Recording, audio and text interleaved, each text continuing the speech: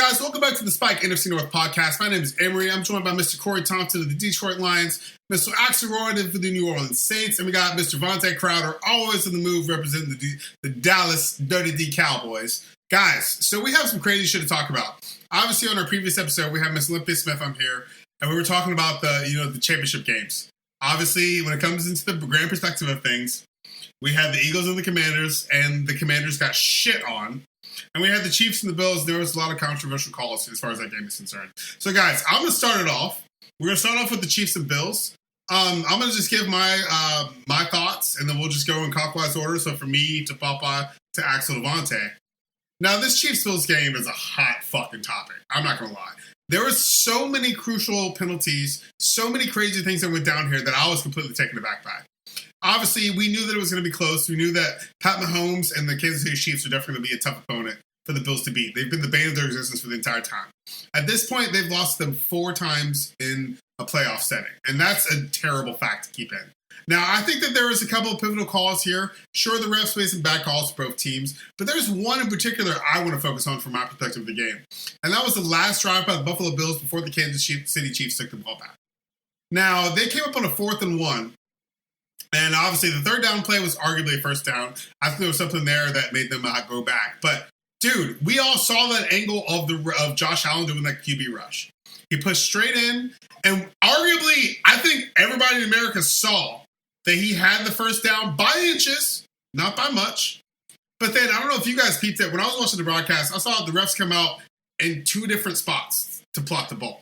Now, I don't know what their technology is as far as bringing these things into account. I don't know exactly what their whole method for, roping all this thing in. But I think that call arguably is what sent the Chiefs to the Super Bowl. I think that Josh Allen had that call. Maybe they'd had that first down. Maybe he could have made some couple of pass plays over the middle with the slants. And maybe they could have run the clock out and maybe kept Pat Mahomes from going back and, sealing this game. But, guys, I think that the Buffalo Bills have this game in the bag. I think that there was a lot of issues they had going on defense. There was a lot of drop coverages. There was a lot of costly penalties, like I said. But I think that overall, the Bills just came up short. And I've seen Josh Allen come up in a playoff postgame conference 4 times now, upset. I don't know how you guys feel. The Buffalo Bills should have won this fucking football game. And as much as I was rooting for them and the overall outlook for the AFC playoff picture, the Kansas City Chiefs just sweep every year. It's fucking annoying at this point, at least as far as I'm concerned. My overall thing is I knew the Chiefs were going to win. I wanted the Bills to win. But obviously, when you're playing the Kansas City Chiefs, the refs definitely have something to say to that. We'll kick it to you, Mr. Corey Thompson. What was your outlook on the Chiefs and Bills game? Well, I just think with the game, I'm with you. I think the Bills got robbed. I think clearly you see Josh Allen get that first down. Thank you. I think everybody did, Yeah. But, it's one thing with Kansas City. That was one of the teams I said, if they, in the playoffs, if they'll be in the Super Bowl, them referees pretty much, I don't say they, were hiding it. Yeah. They want them to get It's almost like they were paid off. You know what I mean? It's kind of crazy. Right. Mm-hmm. All right, Mr. Axel, what did you think about the Chiefs and Bills game? It wasn't the outcome I was hoping for. I'd rather have had the Bills in the Super Bowl. Me too. But, it's something interesting to possibly watch for the first time in anyone's lifetime is a team doing a three-peat. Yeah. So, try and find the positives in it. I think everyone's just tired of watching it, but you also got to think of it that way. Like, this is something that will probably never happen again. Mm-hmm. So, I do want to say another thing on the Chiefs and their somewhat brilliance when they threw that last game. Are you talking about the Week 18 game? Yeah. What the game fuck? where they kept threw Joe Burrow it, off? Yeah. so that way Joe Burrow can up. So, fun fact. I always got to have my fun fact for the day. Go ahead, of course. Patrick Mahomes has only lost in the playoffs to 2 quarterbacks. Tom Brady. Yeah. Tom Brady. And Joe Burrow. And guess which one's still in the league? I saw that stat today, too. Yo, good point. I'm just like, Axel. yeah. If you got someone that is going to, you could literally beat them into the ground, he's still going to probably throw, for over 40 points. It would have been a way more interesting AFC playoff picture for sure, as far as I'm concerned. I definitely agree. Yeah. Axel, can I ask you one question? Because it's interesting that you brought up Joe Burrow, dude. How different do you think the playoff picture would have looked had Joe Burrow been in instead of the Denver Broncos? Joe Burrow was in it. Mm-hmm. You know, it's hard to say because like some teams may be kryptonite to some, but then like other teams could manhandle them. Yeah. It's just the way like matchups really work. Mm-hmm. I feel like. So, do I think they could have the Bengals, even in the state they were in, could have beat the Chiefs? Yeah, I do. I do Do I too. think the Bengals though? Do I think the Bengals would have beat The Ravens? Bills or the Ravens? Probably not. Honestly, no. Probably not. Yeah. And I think It's a weird one to think about. Yeah, and I think that it's also going to come out into the seeding that would have been. Like, so who did Detroit play in their first playoff game? They played the Chiefs? No, the Chiefs had a bye. Who did Detroit, or excuse me, not the Detroit. Who did Denver play in their first playoff game? You guys remember? Who the fuck was it? Who did Denver play in their first playoff game? Because they got destroyed. Was it the Ravens? Oh, it might be. I think it might have been the Ravens. Regardless, it could have been. I think it was the The Ravens. Ravens didn't have. Yeah, they definitely didn't get the number one they seed. played the Bills. They played the Bills. Get the They played bye. the Bills. Now, let's take a boomer and Axel before I'll go to Yvonne after. Dude, I would have much rather loved to see a wild card game between the Bills and the Bengals for one reason. I think that the Buffalo Bills' defense is arguably what killed them in the game against the Chiefs. But I think that if the Buffalo Bills, if they come into the game in a truly offensive mindset, which is arguably one thing I don't think they did, I think they came in with a more balanced plan of play. I think that there definitely would have been way more interesting things. Had the Bills been knocked out in the wild card, the AFC would have been completely different. But like Axel, I'm with you, dude. I think that Joe Burrow is a playoff contender. Joe Cool is a motherfucker. And I think that there's a lot, yeah, Joe Shiesty, bro. You know, and shout out to him. But I think that them picking up this new defensive coordinator is going to be huge for them moving into the playoff pictures moving forward. Hopefully their GM does some good things in the draft, and we'll see how that goes out. But Vontae, let's go to you. What did you think about the Chiefs-Bills game? I'm gonna be honest. I was passed the fuck out. You were passed out, bro. But did you watch highlights at least? I did, but it's all just pretty similar to every other matchup we've seen them in the last few years. This is why I say Josh Allen's cool, right? He's a good quarterback. I never say he sucked or anything, but this is repeated behavior too. We see them blow out teams left and right during the season, throwing 40, damn near 50 points. Yeah. And I just heard one of y'all talk about it of them switching like their gameplay to a little bit more balanced. Yeah. Stick with what you know. Yeah. Stick with what you know. If you gonna let Josh Allen just come out there and be a gunslinger and run the offense how he see fit, and they taking them chances, it could have been a different game. Yeah. Even though I didn't watch it. From the highlights I seen, the results of the score, it seems very similar to the past 3 games we watched. Yeah. And, I'm not surprised. Not to say that I don't care about the Chiefs or the Bills. I get it, though. But the outcome that I woke up to, I'm not surprised about. Seeing Josh Allen go to the podium pissed off again, I'm not surprised about. Because they're going into all these games the same way they did the previous time they lost. Oh, yeah. So I'm not surprised. Okay. I'm not surprised. And I will say I'm a little tired of seeing the same thing over and over. But it's kind of like Axel said, the possibility of KC three-peating is something nobody's ever witnessed. Yes, correct. So if it go that way, it'd be cool to be a part of history, being able to say I watched it. And I hope they fucking trash the Eagles anyway. So yeah, I'm honestly with you on that too. And we'll get to our Super Bowl picks at the end of the show. Yeah. But let's move on to the other playoff game. Let's talk about the Eagles and the Commanders. Now, I'll let you go last on this one. Vontae, can I kick it to you? What did you think about the Eagles-Commanders game? Yeah.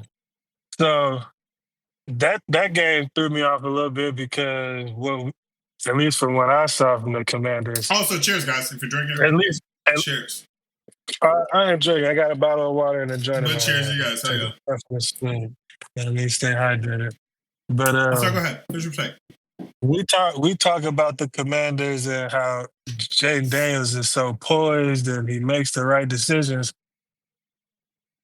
This game, at least in my opinion, from what I think and what I see from other games, he started making versus like a bunch of other quarterbacks who we don't talk about with that poise and that IQ. And the same way we've seen him play all year, he held the ball a lot longer than we've seen him do it. Getting sacked all the times.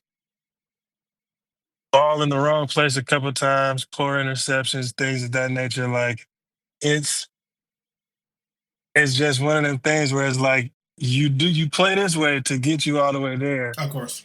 And then y'all completely neglect what got y'all there. And it throws me every time, no matter who I see play. Fonte, like can I ask you a question? Do you think that was a Cliff Kingsbury offensive coordinator decision to change up their offense? Or do you think that was something where they were just playing to the strengths and the injuries that they had going up on the roster? I mean, it could be a little bit of both, because when they got the injuries, you feel like you got to switch up the game plan a little bit. But of course, yeah. At the end of the day, you got to give these boys a chance to show that they can or can't run the offense you want them to run. Because at the end of the day, they are in the league. They are professionals. Like, in the biggest game of the season for y'all want to completely switch up how y'all did things all year that had y'all and all the sports stories and crazy finishes and shit like that. Like, it just blows my mind when teams do that. And, I think it's a little bit of both. I mean, Jaden Daniels, he got a lot of pull right now, even as a rookie. Absolutely does. But he ain't Tom or Peyton or nobody where they switching up the offense whenever they see fit. He's still a rookie. Still got to listen to his coach. So he can be a little bit of both. Definitely on the OC, but I don't know, man. It just blows my mind. That's all I can say. When I see teams not stick to the program, it throws me, and I never understand it. Yeah, and to capitalize on that, and I'll kick it to you next, Axel, I think that there's definitely something to say when it comes to taking the quarterback's experience into account. Jaden Daniels is playing with finesse and poise that we haven't seen out of a rookie, right? 5 years in the season, he might have the dexterity to make those changes at the line, to call an audible, to maybe switch a receiver to run a hot route. You know what I'm saying? Like, there's definitely something that comes with experience and tenure, especially if they're able to maintain Cliff Kingsbury as an offensive coordinator. Because if there's one of the things I have to say, just being completely objective here, I think that having longevity with the same consistent offensive coordinator and a young quarterback is going to be so fucking paramount as far as his development down the road. Because, obviously Cliff Kingsbury is still one of the coaching candidates. The Saints still will have a head coach. I think that there's something to be said there. But if he does retain and stay at Washington and they go back and do this again, maybe he could get some of the poise, in fact, and maybe he could get some of that level of play calling and be able to read defenses a little bit more effectively to make those positive changes. I think that there's certain thing to be said. Like, you can't completely flip the script and win a football game unless you have the tenure of flipping the script to understand the shortcomings, on both sides of the ball. You know what I mean? You got anything else on Ted? Oh, no, I agree with what you're saying. Okay. If they stick with them and they have that tenure where they're all just used to each other and each other's game, they call the right players to fit the right players, it could be different. But, right now that's not the case. Yeah, and I think that the Commanders are just happy to have a playoff appearance and to beat somebody. I think that was huge for them in their morale boost. Yeah, especially with Dan Quinn being a first-year coach. Even though they're in my division and I don't like them, they don't got nothing to hold their head down about. Absolutely Who the hell thought the Commanders was going to be in the fucking AFC Championship? I said it before the season started they were going to be a threat. Corey will be record of that, but I didn't expect to be this correct about it. Let's shift on. Axel, what were your thoughts on the Eagles and Commanders game, bro? When the first time the team touches the ball, you let them run a 60-yard touchdown. Bro. Woo! That starts a game off real hard to come back it's almost like fumbling on the opening kickoff. I understand. Yeah, believe me, I understand. That was rough. But also, they honestly just Philly has so much manpower, especially on the defensive line. God I'll show you damn, who I think has been doing exactly. Right Jalen Carter, go Georgia, go dog. You can't, bro. You gotta. But that man is a dog, bro. Aaron Donald even tweeted he was like, "I'm giving my title to him." Like, he's the dog in the league right now. Yeah, 100%. How many balls did he punch out? Like, god damn, like fucking A, man. Bro. Who knows? But I mean, I'll say too, though, like the Eagles definitely they need to get what they can with the roster they have because like theirs is a little bit different than like let's say what's going on with the Commanders because the Commanders like you got a rookie quarterback who's playing really good football and outside of this one game he looks pretty poised and collected and making good decisions. So like that's good. You know, you have this really good quarterback you don't have to worry about that's on a really cheap deal. And I'm pretty sure the Commanders, after this, like going into this offseason, have like a pretty high amount of cap space left. Yeah, I'm going to look that up. They can go make some purchases, I'm pretty sure. Okay. I'm pretty sure they can make some good ones. So getting this far with what they have and having that much money to play with and bring good people in, like, have high potential to be really good, if not even better next year. Yeah. With Jay performing how he is, you know, people gonna slap. Okay, I actually got it up here. So if we're talking cap space, and I'm just gonna go ahead and build this in here. The number one, I'll give you guys the top 10. So the Patriots seemingly have 120 million cap space. Raiders got 92. Commanders are in third with 87.5. They can do so much with that amount of cap space. Cardinals in fourth at 71. The Bears in fifth with 65, which is a whole nother topic. Mr. Lavon Lane isn't here today, but he did buy me this beer for the show, so shouts out to Lavon Lane for that. Here we go. In seventh place, we got the Chargers at 63, or excuse me, sixth place Chargers at 63, Vikings at 57, Bengals at 47, which could be huge for their offense or their defense moving forward. The 49ers. Well, I know what mine is. You ain't got to tell me mine. Well, yours is not even on the top 10, so we're not even going to go there. We numbered 32. Yeah, number 32. Okay. Just to finish it off, Lions got 46 right after the Niners with 46.5, which is huge for you guys. I know you guys have 33 free agents, so you guys are going to have to do some serious contract restructuring, Corey. You know, and obviously with the coaching changes you guys have there, thank God coaches' salaries aren't considered in the cap space. But obviously, it's one of those things that you guys got to consider moving forward. But number 9 is the Titans at 44, and then number 10 is the Giants at 43.3. Obviously, the Packers are right below them at 40.2. So I think the cap space is definitely going to become a huge player as far as the offseason is concerned. I think that the playoff exits so far, I think, are actually going to be way more important coming up in the draft, which is in Green Bay. But before we go to moving forward, Corey, let's hear your thoughts on the Eagles-Commanders game. What were your thoughts? Obviously, you had some stake to prove because you guys lost to Washington, but how was your feeling? What's your thoughts? What'd you say? Oh, yeah. Well, you know, I mean, like I said, that's a division game, too. So, you know, they know each other. But like you said, when you get to the playoffs, it's a whole different ball game. Like you said, season starts over. Records out the window. Right. You just gotta stick what works works for your team, you know. But, you know, Washington really couldn't stop that run. You know, they had probably stopped the run all year. You're not stopping Saquon. Which I don't understand when they played us, why we didn't stick to it. But, you know, that's something else. It's gone. We'll dig into that in the offseason for sure. Yeah, but, like I said, I had Philadelphia win this game all the way, you know. Mm-hmm. Okay. Like did you see any, Corey, and this is my last question before we move on to the players of the year. So did you see anything from Washington that they weren't doing in this game as effectively as they did against you guys in the division round last week? Like I said, as far as the just saying that Jalen Hurts, I mean not Jalen Hurts, but Jaden Daniels. Yeah. I'm not gonna say the pressure got to him, but I think you really saw the rookie part come out. Lack of experience. Yeah. Lack of experience. But I think really, like I said, going forward, they're gonna be one of the teams to they're gonna be a problem for the next couple of years. You're gonna have to watch out for the rest. And you know, and honestly, and I've heard all you guys take on the game, and I'll finish it off. I saw a lot of things in this Commanders-Eagles game. For one thing, I will say that Austin Eckler was one of the most underrated running backs in this league, but there was a lot of key plays I saw him make in this game. And I think that there's something to be said about being able to rally your players around a united cause. I think that, you know, obviously, you know, with Dan Quinn being a first-year coach in Washington, they have a damn near whole new coaching staff. They have an amalgam of players who've never played together before. But what they were able to turn the season into, especially with Jane Daniels as quarterback as a rookie, is something short of a fucking triumph.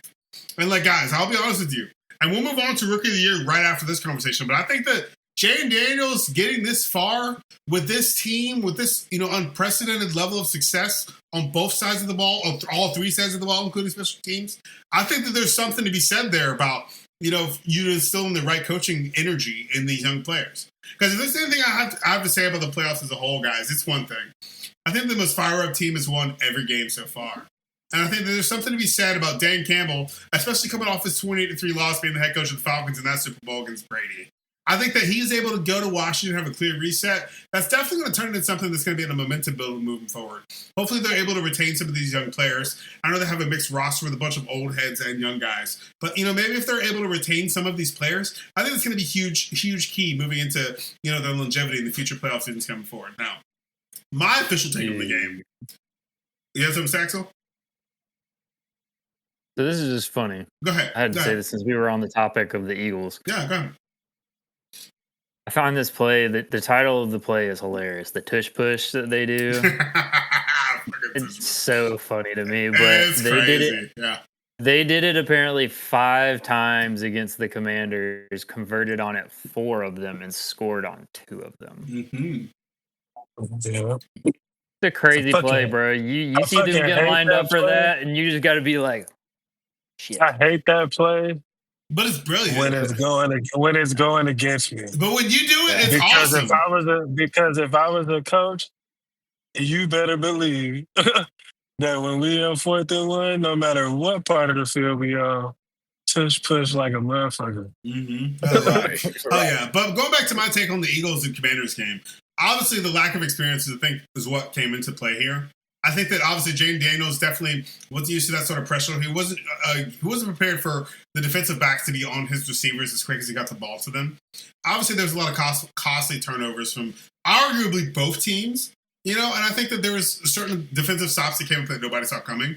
But overall, guys, here, I think that the outcome of this game was literally just completely textbook. It was experience versus tried and true. And I think that the ultimate deciding factor and the great equalizer, which unfortunately is going to be a problem for years to come, is Saquon Barkley of the Philadelphia Eagles. To run a 60-something yarder on the opening handoff of a play in a playoff game in the divisional championship is diabolical. I think this is one of those things where you guys have to look at it and you have to just say, what? This is what we're up against? It's a shell shocker, especially for young defensive players, especially for young defensive backs. And obviously, like we can talk safeties and 2-high safeties all the time as far as nullifying offensive, effectiveness. But I mean, at the end of the day, guys, dude, the plays that were pivotal were 6 or 7 yard passes to just get a first down to clutch drive. It was about a run or a push on 4th and 1. That was something that all these guys were not prepared to handle. I think that they had looked at the Eagles film too extensively. But with Saquon Barkley, bro, no amount of film is going to protect you for this. Motherfucker hit a backwards lateral jumping over a motherfucker. No amount of film can prepare you for how to defend that. And I'm just going to be real here, guys. I think that there's a certain level of coaching that is going to have to come from all of the NFC teams. And I'm purely speaking NFC. Because I think that a lot of these NFC teams have young players in key positions, not necessarily young rosters. But I think that there's definitely something to be said about having to turn young players' mindset off when they're down in a game. Because, out of all the playoff games, guys, and this is one fact that I noticed and most people didn't, usually the team who led the game ended up winning the game. And I think that, it's a hard thing to do is to turn the tide as far as momentum in a playoff game.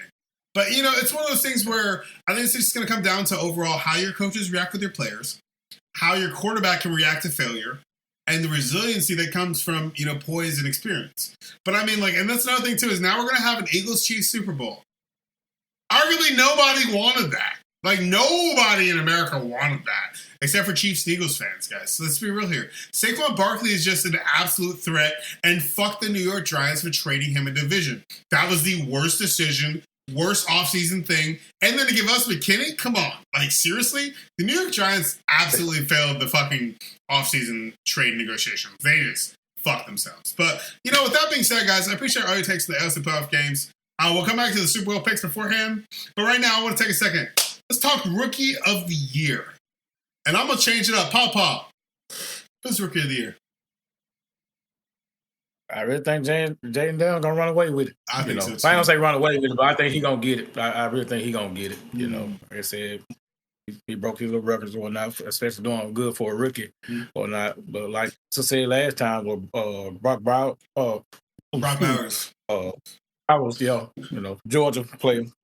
Hey. But yeah, I think that record. I think the team record will determine. I know they say it doesn't, but I really think that the team record will determine who will get it. But Jaden Daniels, he'll get it. He'll get it. Axel, what you thinking? Rookie of the year. You know my view. I know. Say it again.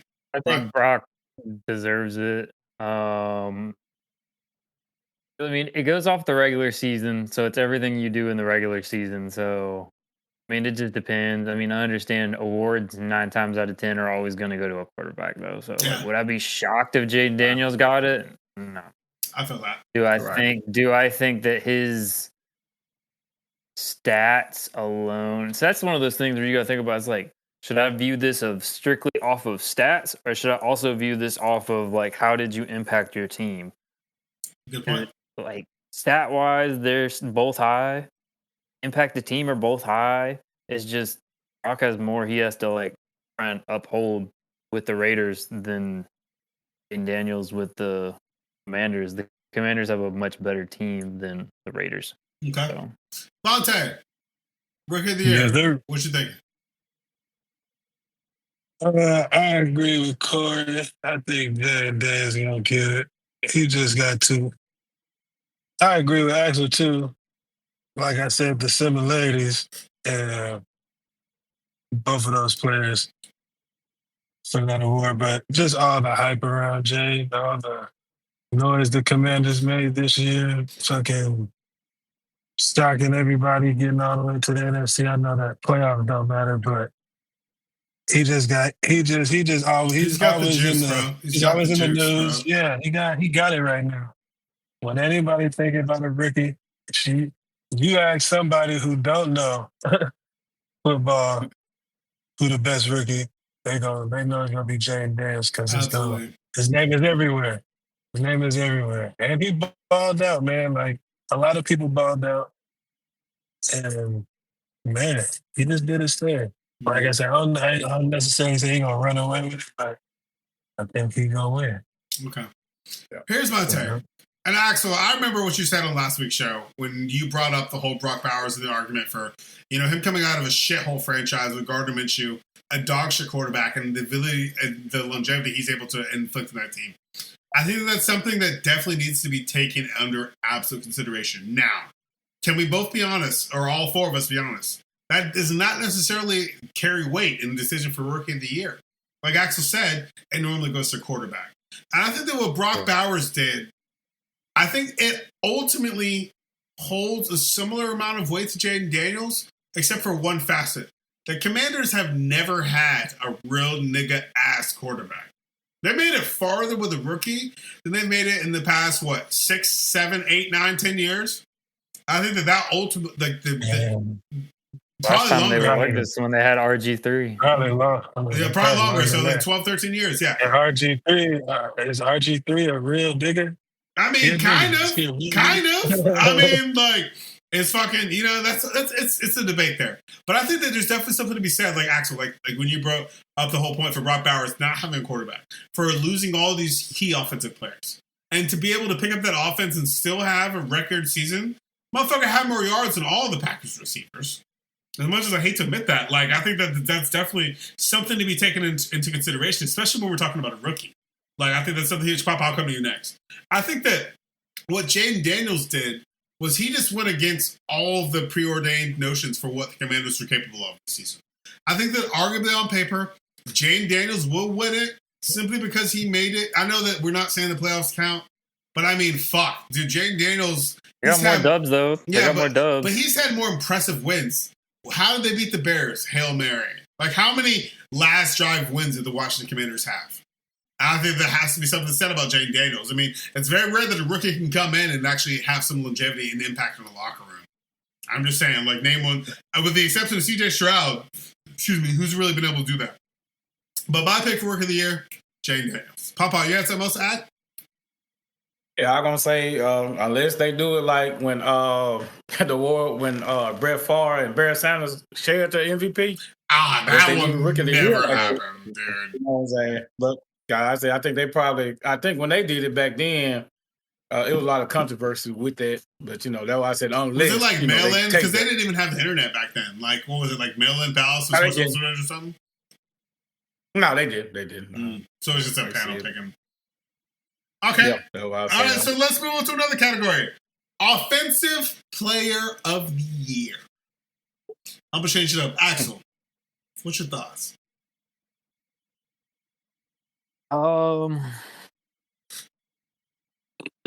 Shit. Trying to think, honestly, through everyone. I mean, honestly, Offensive Player of the Year, I'm going to give that to Saquon. Yeah. Yeah. I mean, like you said, he did a backwards Air Jordan over someone. Oh no, off of a spin. Like how? Yeah. How? Like, man had a crazy season. I mean, he would have broke the record if he actually played, but I mean, I get it. You guys save yourself. I mean, he's about to potentially go get a ring, which is like at the end of the day, that's all they really care, or that's what, in my opinion, a really good player should care about. It's like at the end of the day, it's like you get like individual trophies. That's cool, but like you can never say you were the best because you never actually beat the best. Like at the end of the day, the Lombardi Trophy is the only trophy that really matters. Lombardi. Like that's what immortalizes you right there. Oh yeah, Vontae, what you think? What you think, Vontae? It's okay to co-sign. As you can see, you don't it's want to hard say for me to utter the words. It's hard to utter the words because I'll be conflicted because I've always low-key been a Saquon fan, even when he was on the Giants. Yeah, I had him in fantasy the past couple years. I hate that he played for both of those teams. Yeah. But if you're a fan of just the sport, especially that old style of football where running is a huge part of the offense, he just balled the fuck out. Bro, he exceeded all expectations. I watched this nigga play, and it always just makes me shake my head and like be speechless. I mean, don't be nothing to say, dude. Okay, sorry to interrupt you. Did you get a chance to see the sideline view? Did you get a chance to see the sideline view of the players when Saquon did that spin to backwards lateral? Have you guys ever seen that clip? Bro, all the Eagles on the sideline just took their helmets off and threw them down. And they were like, what the fuck? And walked off. Like, I've never seen an entire line of teams just be like, you know what I mean? Like, it's that's like the highest praise I think you can get as an offensive player in this league. But go ahead, Monte. That's going to be my offensive player of the year. Even though I hate the Eagles, but I am a fan of him. He balled the fuck out. Just like Axel said, even if he was half-ass trying on that last game, if he would have played, he would have broke the record. Yeah. But, we all understand. I've never liked, and we talk about it in the NBA, resting players, but in this situation, I understand that just one game in the season, get ready to go to playoffs, you get it. I mean, his first touchdown, he ran a touchdown, record, so I'm like, I'm not mad at him. He didn't get the record, but the niggas in the Super Bowl now. Yeah. He went to Philly, let him tell it, and it seemed like it's working out. So that's who I think is offensive player of the year, unfortunately. All right, Papa, I have a feeling you have a controversial take. Who's your offensive player of the year? Oh, well, no, I'm going to say Barkley did his thing, say, what you thought? I'm going to say Gibbs? Yeah, I knew you were going to say Gibbs. I was like, damn. hey, I'm going to say this. His name should be there, but, hey, it's all good. Cheers to that.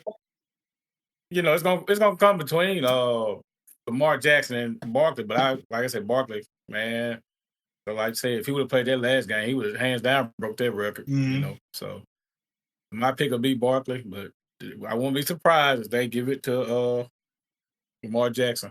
But Lamar was my close second, but I don't think nobody ball like Saquon. Yeah, I agree. And guys, I'm going to co-sign here. After this, I'm going to have a little disclaimer before we go into the last couple topics of the show.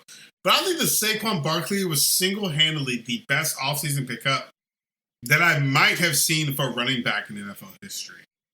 And I know it sounds like a huge thing, but dude, the Philadelphia Eagles last season, we're not talking about this season, but the last season, they had a terrible ending. There were so many issues going on there. And Nick Sirianni's job as a head coach was arguably in the hot seat. It was beautiful. I loved it. I enjoyed the fuck out of it. Like, obviously being a Packers fan, like I told you, my uncle is an Eagles fan. Dude, I never want to see the Eagles fucking win. And hell, we'll go into Super Bowl predictions later, but I never want to see the Eagles win. But I think that what Saquon Barkley was able to do, especially as far as picking up this offense on the shoulders, especially as far as having that flashy it factor, this guy's impulses are better than people's coached tactics. Like, let's be real here. Nobody coached him to do a spin move all into a backward lateral. Like, that's something that comes with, like, raw fucking, like, juju. That's juice, like Vontae said earlier. That's straight juice, bro. Like, I don't care if you're running back for the LA Rams, you're running back for the Detroit Lions. Nobody's done that.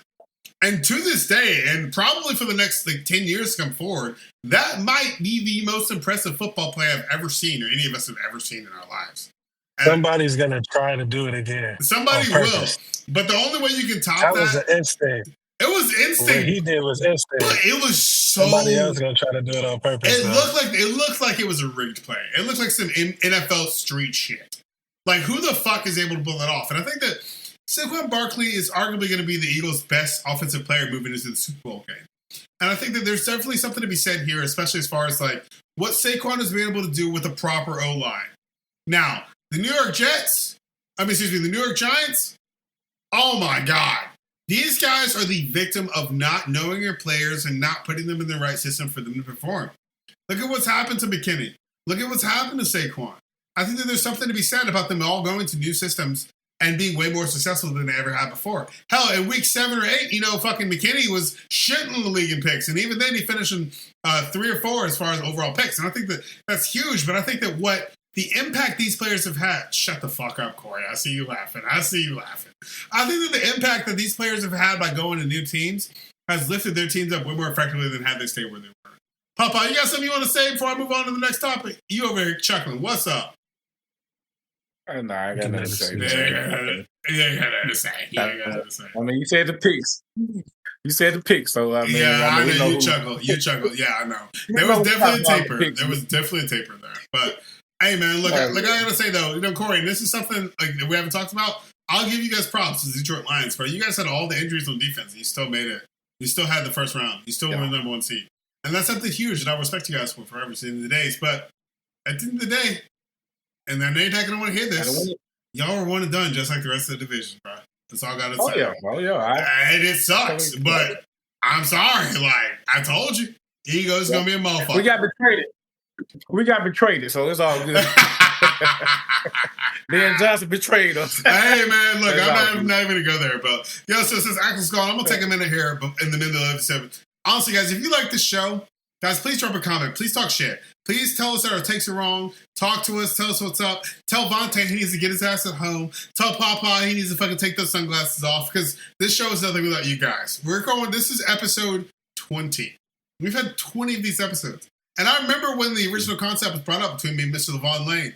We're at an elevator at the hospital we work at, and he's like, let's start our podcast. And he said the name, The Spike. And I was like, I got it. And this is growing into something that's super huge and super awesome at a value. Hell, me and Axel have been talking sports since the fucking 6th grade, you know what I mean? But now we actually have some grounds to show here, and I'm really grateful for you guys. But like I said, if you guys like The Spike, make sure you drop a like, comment, and subscribe. Our off-season shows are going to be crazy. These guys don't even know. I got so much shit in the works.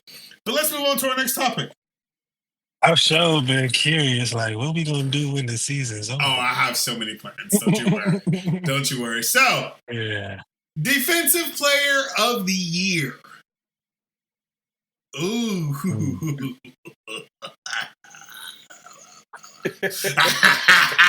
Papa! Who's your pick for Defensive Player of the Year, sir? Oh, man. I'm going I'm going to be biased on this one, man. You know it. You gotta be alive, baby. Pick whoever you choose. I'm gonna say this before I pick. Oh God! I really think if Hutchinson would have got hurt, definitely could have been a good. Definitely, I'll give you that. I'm not even gonna fight that. I'll still give it to you. But I don't know. I got man. Kirby Joseph should get it, man. That's just me, you know. Bro, time out. You brought up Kirby Joseph. Did you see that picture I put in the group chat? Where is Kirby going? And what did you think about that? What happened there? You have a take? Because, I mean, like, dude, that photo's going around on Twitter. It's blowing up. That could have been Photoshop, but let me go back and look at that footage to make sure. Oh, yeah, I saw it. I looked at it. I left out at work at the time. You didn't react to it, but I know you saw it. Yeah. Hey, it looked like he was totally out of it. I know he was totally out of it. He was running the wrong sideline, but I get you. He's been huge for you guys in a lot of games defensively. And he definitely had to step up to be a leader, for sure. Yeah, it could have been a fake play, so you never know. Yeah. So I had to go back and do some research and see what's up. But we will. In the offseason, we will. Trust me, there's lots of upgrades coming for the Spike podcast. That's all I have to say. Yep. Kirby Joseph. Should be Axel, who's your pick for Defensive Player of the Year?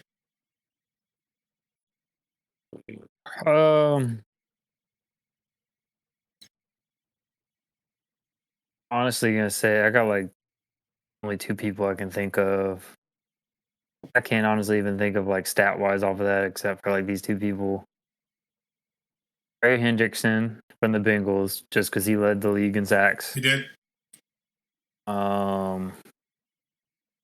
Honestly, just Dylan Carter, just because he's been a menace all year. Honestly. Yeah, I agree. But the only thing I can think of, like, I haven't heard crazy stats about like the normals, like T.J. Watt and Max Crosby had a very low season. All the ones that you always hear about, like, I don't feel like I really have heard much about them. Like, they could be silent, like, honestly, unless you actually look at it. Like, how many times have you heard anything about Trey Hendrickson this year? Very little. Very, very little. Exactly. If you know the sport, like, you know he's good. Bro. He does. Yeah, like if you know the sport, you know he's good. Hey, Vontae, turn your camera off and turn it back on. It's frozen. Okay, hold on. There we go. We're good. Okay.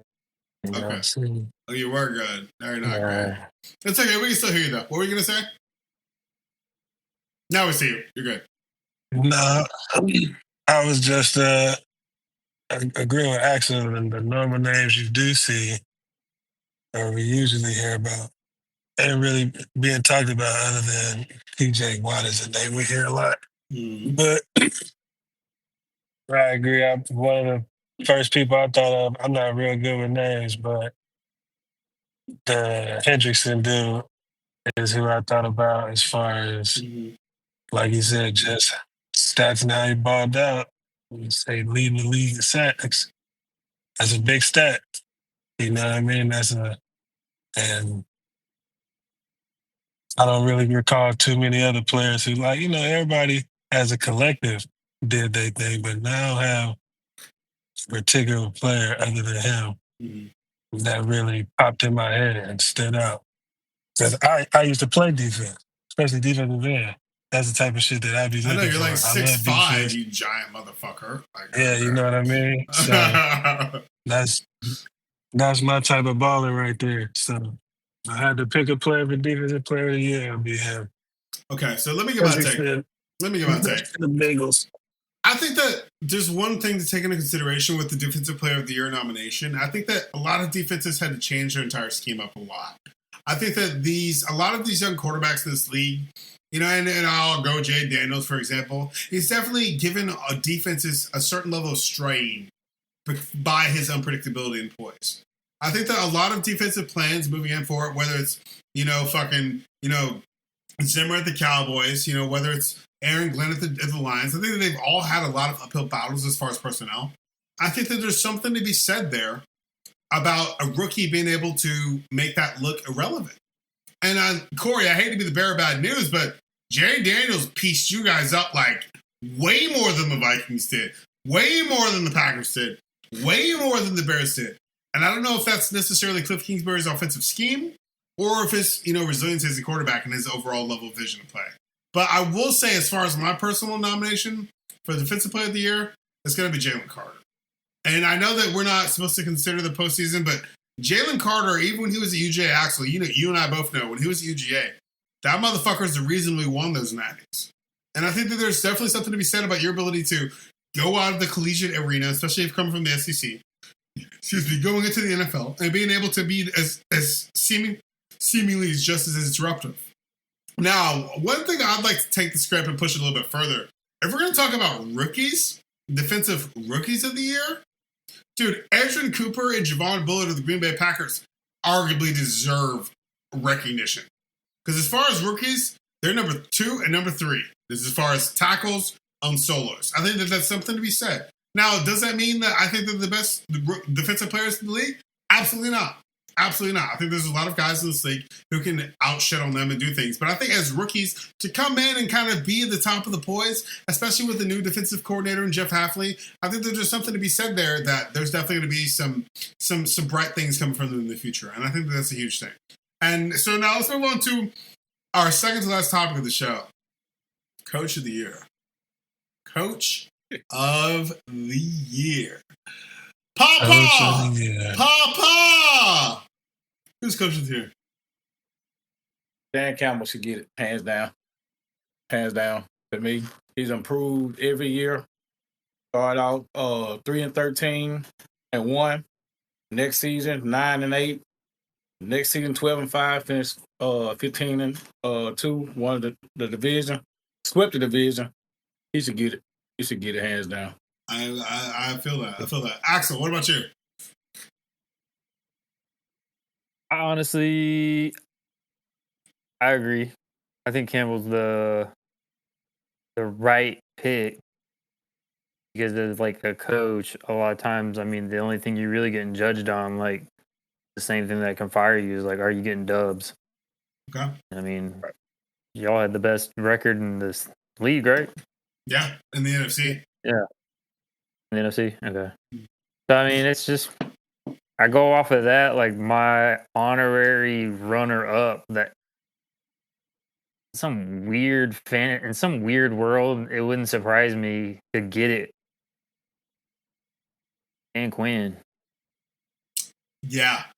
I hear you. So, like, because it's like the amount of like change immediately in one season, like that's something to be recognized for sure. That's not just getting more players. That's like, no, you brought a system that worked. Mm-hmm. You united all 3 faces of the ball to do that. Yeah, and I mean, it's like at the end of the day, it's like everything comes down to you. It's like, trust me, I know that as a manager for somewhere, it's like I could have had nothing to do with it, but if everything else went good, guess who's getting the thank you? The most effective guy. Oh, yeah. Vontae, who's your pick, Vontae? Yo. I'm going to say... I'm just Cheech and Chong or something like that. Can we just go into a commercial break? Like a commercial break. I didn't realize it was cloudy in here. That's hilarious, bro. Vontae, hands down, as far as the awards, you're the most entertaining motherfucker we've had on this show. You're always doing some wild shit, bro. Like, thank you, bro. But go ahead. Who's your pick? No, but I'm going to just piggyback off what Axel said, because that's exactly what was going in my brain the whole time y'all were talking about it. I think Dan Campbell's going to win, and I'm not upset with that because he's a hell of a coach. He is, absolutely. At least on the episodes that I've been on, we've talked about it plenty of times. Sure. Even though I'm not a Lions fan, I'm not blind. So I've seen what he done with that organization. And shit, even just watching interviews and little docu-series and shit about him, just his energy and just the way he got it running up in there. I think he's gonna get it the season they had, but again, piggybacking off Axel, Dan Quinn's name popped up in my head because a lot of times when you talking about Coach of the Year, yeah, the wins matter, but it matters even more if you as a team that wasn't winning. Facts. and then you are. And while the Lions, Dan Campbell had to start slow, and then, like you said, progressed every season. Nobody's been tripping off the Redskins / Commanders. They're the Redskins. You don't Ever. got to this flash. Ever. Yeah. So I'm just saying, because of the time frame, even back then to now, nobody's been worried about them ever until this year. And they had a winning record, got to the NFC Championship, even though I know the playoffs don't matter. Dan Quinn turned that shit around. So I wouldn't be surprised. I think Dan Campbell's going to get it, but I wouldn't be surprised if Dan Quinn gets it. yeah. So that's my take on that. I feel your take, and I've listened to all of you guys' perspectives here. And Corey, dude, as much as I want to admit, Dan Campbell has continuously improved the Detroit Lions in his past few years. As far as a head coach who's had the ability to stay in his position and have the organization to completely back his, mentality shift, I think that this guy's consistently improved the Detroit Lions all 3 years, like you said, from 3-12, 12-5, 15-2. Like, that's what you want to see. But my only deciding factor for going for one person over the other is the second it came about Dan Campbell in his new position this first year, people were exposed. And I think that, I know as far as Coach of the Year, we're not supposed to consider playoffs. And I think there's something to be said about Dan Campbell to come in his first year in a brand new organization with a rookie quarterback and knocking you guys out. Like, I don't want to say, but fuck the Lions, but I want to say that, like, let's be real here. Dude, Dan Campbell did it in 3, and Dan Quinn did it in 1. Like, I think that that's something crazy. I'm just saying. He went to the NFC Championship and won. Like, guys, like, let's not just, you know what I'm saying? Like, I'm not trying to be an asshole here, but, like, and won with a rookie. There's definitely something to be said. I'm not gonna just Yeah, I think that, I'll kick it to you, Pop. But, it's another reason I'm going Dan Quinn over Dan Campbell is Dan Quinn's never had a good season. Like, arguably, he went to that Super Bowl, and 28-3 is words that all the Atlanta Falcons fans fear. I know Axel loves that. But, like, that's the closest he's gotten. In 1 year in a new organization with a whole different fucking front office, a whole different fucking scheme and roster of players, he was able to be the most effective he's ever been. There's something there to be said about maybe we haven't seen Dan Campbell's ceiling. We haven't seen Dan Quinn's ceiling. But Dan Campbell's arguably improved. But Dan Campbell lost a lot of his fucking coaching staff this offseason, or quote-unquote offseason. Aaron Glenn's gone, head coach of the New York Jets. Ben Johnson's gone, which is a whole nother fucking conversation for him and the Chicago Bears. And, there's something to be said here. I think that Dan Campbell may win it simply for being the number 1 seed. But I think that Dan Quinn definitely deserves a lot of fucking kudos for his ability to turn that program around. Papa, what you got? I don't say. I agree with what you're saying. I mean, I got what you're saying with Dan Quinn. Definitely, nobody expect them to be there like that. But I did say in one clip I did singular, I said the 2 teams to watch out for in the NFC would be the Washington Commanders and the Philadelphia Eagles, which played in the NFC Championship game. But I would say with Dan Campbell, that can give him the edge is with all the injuries he suffered, he still find a way to win. He damn sure did. I'll give you that. I won't even fucking fight that. Yeah. That help that. So, but if Dan, like I said, Dan Campbell is my pick hands down. But if they do say Dan Quinn gets it, I get it. I get it. Okay. All right, guys. Our last topic for the show today. Honestly, I want to thank you guys for making time to come on again. I guess Corey, Axel, Vontae. What are y'all's Super Bowl picks? Obviously, we have the Kansas City Chiefs. Wait, where's the Super Bowl? It's in Kansas City, right? So the Eagles are going to Kansas City? New Orleans. Oh, it's in New Orleans. It's in New Orleans. So it's neutral territory. Okay. Let's be real here. Avante, I'm going to go to you first. Who wins Super Bowl 59? You put me on the spot first. I had to. See, this is my thing. I hate the Eagles, but when we talk in sports, I try to be as, honest and with the facts as possible. The Eagles are looking good, but I've heard y'all talk about it before. Are we betting against the back-to-back champs? Maybe back-to-back champs? I mean, look at what they did. And like I said, y'all watched the game. I just watched the highlights, but how they won the fucking game against Buffalo, like, they've had a very mediocre season, even though they had a good-ass record, but they get to the playoffs and they fucking win. So even though I don't want to see either of these teams in the Super Bowl again, I can't say the Eagles are gonna win. So I'm gonna say Kansas City because I hate the Eagles. What's your score but prediction? They, What's your they score can't do prediction? it. I need a score prediction. Ooh, score prediction. I'm gonna say the Eagles are gonna have 17, and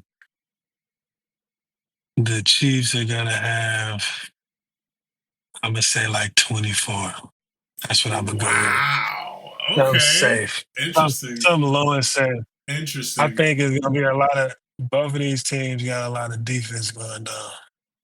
I think it's gonna be a lot of defense being played.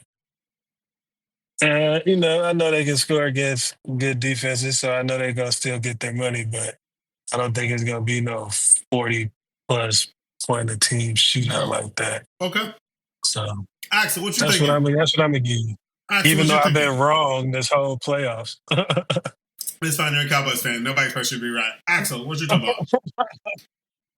Yeah, fuck you.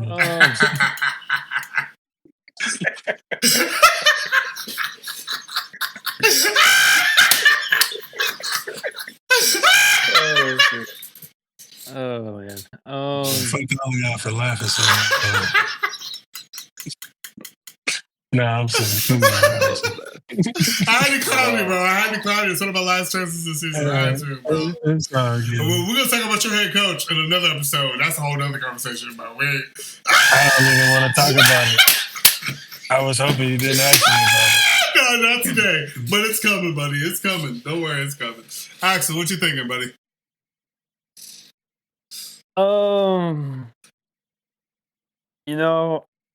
In my opinion, I think the Eagles are the better team, but we also all have witnessed the sanity of the Chiefs in this era. Seeing how the league has intentionally, unintentionally, possibly had something to do with games and refs and all this other madness. The refs and the Chiefs, a whole other conversation. So, I mean, I really think it's going to be a good, close game. I could see there being some real BS calls, though, in the Chiefs' favor. I'll give you two predictions, like two score predictions. Okay. The one that I want to happen, one that I kind of think would happen, and then the one that Give me the one that you think is going to happen. That's all I want. I don't want the one you want. Because if the one you wanted to happen, the Buffalo Bills be in the Super Bowl, and they're not. I want what you think is actually going to happen.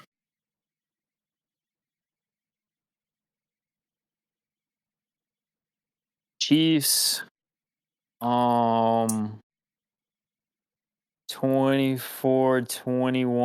BS call in the fourth quarter gets the Chiefs close enough for a field goal, wins it by a field goal. And then Travis Kelce retires and goes off into the sunset with Taylor Swift. Oh, wow. Wow. Okay. The reason I say, oh, goodness, is because I can see his ass. Oh, fuck. That'd be a hell of a way to do it, though. Especially off a three-peat. Think about the money they make off of that. Bro, it doesn't matter anymore. It does not matter anymore. So what would that mean? He'd have 4, right? Yeah, that'd be 4 for him. And then that'd be 3 4 of for him. them back to back. Yeah. What the fuck? You beat. This is what you play football for. What I'm beating up my body for anymore. Yeah, exactly. What else I got to prove? He's going to make a jersey. I'm one of the best players ever. God, Axel, that's a great take. I will say, though, what's going to be crazy, because if that does happen, Mahomes is still fairly young. Like, he's still he ain't going nowhere. He ain't going nowhere. He's getting Mahomes, I would say, is like at the age level where it's like going into, if not one more year, is like, bro, you should be in your peak. Yes. Like, this should be your peak. You are getting, your technique is flawless. You are making crazy plays, which he does, but he just makes a bunch of other dumbass plays too, where he like throws stupid picks. Yeah. So like, one thing I will say is like, if that does happen, Kelsey retires, it's gonna be real fun to see what Mahomes does without his safety cushion. Ooh, that's interesting. Because every time when a bad play happens, who's the first person he's looking for to shovel pass, lob it, just something like. And the shovel pass in Kelsey is diabolical. It's been a fucking problem. So I totally get you. I totally get it. Excellent. Terry, so what's your score prediction? What was your score prediction again? Just for clarification, you said 24 what? 24-21 because of a BS call for a game-winning field goal. Okay. All right, Papa. Who's going to win the Super Bowl? What's your score prediction? Oh, man. Like I said, it's hard to go against Kansas City. But they, Super Bowl, got a chance to three-peat. Yeah. But I really think I knew somebody was going to pick them. Yeah. I really think Philadelphia can take it. Now, as long as the referees stay out of it. That's the problem. That's the problem. Yep. That's the problem. If the referees stay out of it, I got Philadelphia winning. I got Philadelphia 38-35. Philadelphia 38-35. That's a high-scoring game. All right, guys. Before I get my final take, I want to say another special thank you to all you guys for making the time to come on the show tonight. It's always a pleasure to talk football with you guys. Obviously, all of our teams are out, but I just want to say before I go into my take, fuck the Cowboys, fuck the Saints, and fuck the Lions, okay? We're talking Super Bowl 59. I think that Nick Sirianni is arguably still fighting for his job as head coach of the Philadelphia Eagles. I think one of the issues that he has going on in this game is, obviously, week one, they squeaked by Green Bay. This is a terrible game.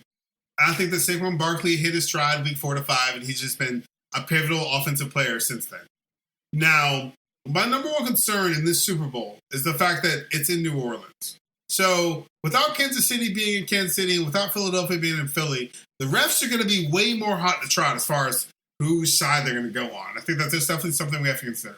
Because if we can all argue, just speaking objectively here, I think that the refs have decided more pivotal games in the season, this NFL season, than probably ever before, and most of those calls were bullshit.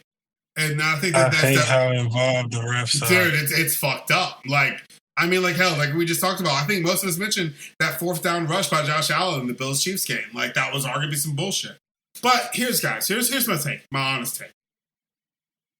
I think that the Kansas City Chiefs record this season is only because of one thing that they have, which I think might be their only advantage over the Philadelphia Eagles, and that's their resiliency to play all 3 phases of the ball effectively.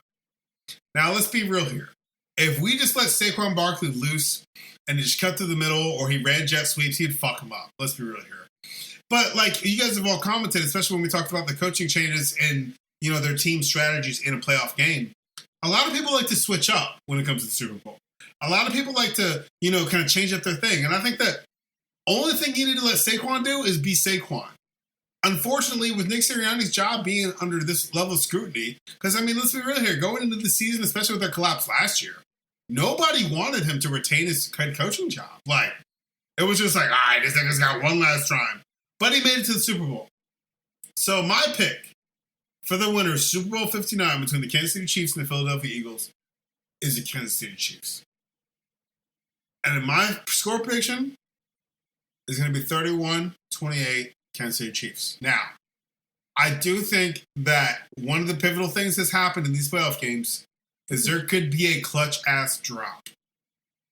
Now, I know that the Chiefs and Travis Kelce, they win the 3P. He's probably walking off with Taylor Swift. They're going to start a record label and just fucking be rich as fuck for the rest of their lives. But what happens if Travis Kelce drops the ball and someone picks it up and runs in and it's not him? You know what I mean? There's a certain level of what ifs, because we all can agree Super Bowl is where the crazy shit happens. I think that there's definitely something to be said about the Kansas City Chiefs having more experience versus this Philadelphia Eagles team. Hell, we're talking about defensive players like Jalen Carter. Jalen Carter hasn't been yet.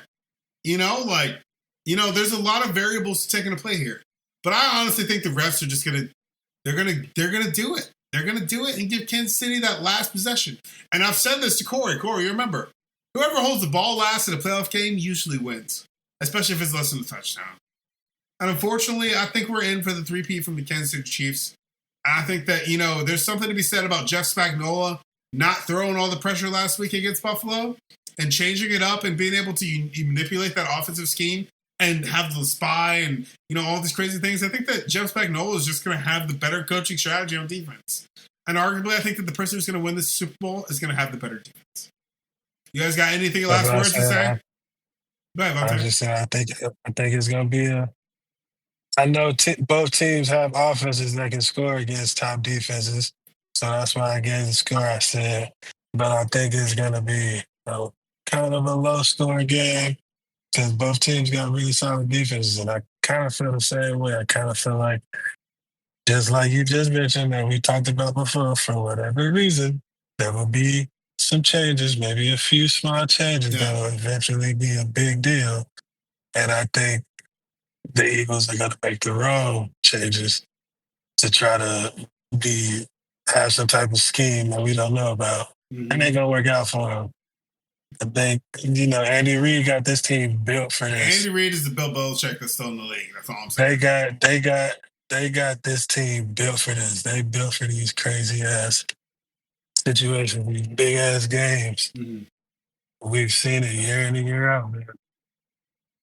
Axel, you got any last words? Go ahead, Papa. No, I was just going to say, I said it come down to coaching, but like I said, Philadelphia is not too far. They played in the Super Bowl, 2 years ago? 2 years ago. When they played Kansas City? 2 years ago. Oh, yeah. So they still got a little edge or whatnot, but, they got monsters on defense on both ends. Actually, 3 years ago. I'm sorry. It was 3 years ago. 2 years ago, it was Rams-Bengals. 3 years ago. Okay. Yeah. Okay. So, yeah. So, Philadelphia, they didn't get the victory taste, but they've been to the big stage. Yeah. But with, you got a couple of rookies and, stuff first time. I just think that they have a better game plan this time versus Kansas City, which is going to be hard against Andy Reid. Like I said, he's a mastermind. He's a mastermind, bro. That's the fucking Sherlock Holmes of football coaches, bro. Like, what the fuck? When it comes to playoff time, they know how to fucking win. And they make small changes to be super effective. Exactly. So we just have to see, because Kansas City, to me, is not the same team, but as we said, that coach, Andy Reid, is a motherfucker, bro. He's a motherfucker, bro. Hey, we say that I think Philly will pull it off. You hope Philly pull it off. Axel, you got any last words, Axel, before I get in the show? It's been a fun season. Has been. It's been crazy, guys. Mr. Curry, I got a question for you. How many likes do we normally get? About 6 to 7, probably, on a video on 6 to 7 on YouTube. All right, cool. I'm about to try and do some engagement. All right. So if we get 50 likes, on this video, I will take this signed Super Bowl Green Bay Packers jersey and wipe my ass with it. No! Absolutely the fuck not! Axel, fuck you! Yo! 50 likes. I will do it. After the Super Bowl. I will do it after the Super Bowl on the podcast. We get 50 likes. I'm challenging everybody who sees this. Everyone who sees this. That would be fucking nuts. Spike Podcast fam, don't do this to me. Holy shit. Do not give this man the satisfaction. You cannot. God damn. That right there is what's going to make this show global. Niggas going to be seeing this floating on the web like, what the fuck is this? Yo. What the fuck is this? Axel, why you gotta do it with the Super Bowl MVP, like a Super Bowl player jersey? Why? And you said it's signed? It's signed! Yes! You said it's signed in the package? Axel, I fucking hate you. Yes. Oh my God. I don't know the Packers, but that's nuts. You want it to happen too, because it would grow the brand. Oh my God, I hate it would grow the brand. God damn it. That's all I'm thinking about is guys. This show is over. Thank you fuck? guys for watching the Spike NFC North podcast. Fuck the New Orleans 50 Saints. likes. We got Mr. Corey Thompson. 100. We got Mr. Corey Thompson representing the Detroit Lions. We got Mr. Devontae Crowder representing the Cowboys. We got Shixel representing the New Orleans Saints. My name is Imorie Curry, representing the Green Bay Packers. We love you all, and we'll see you soon. We need 100 likes on this video.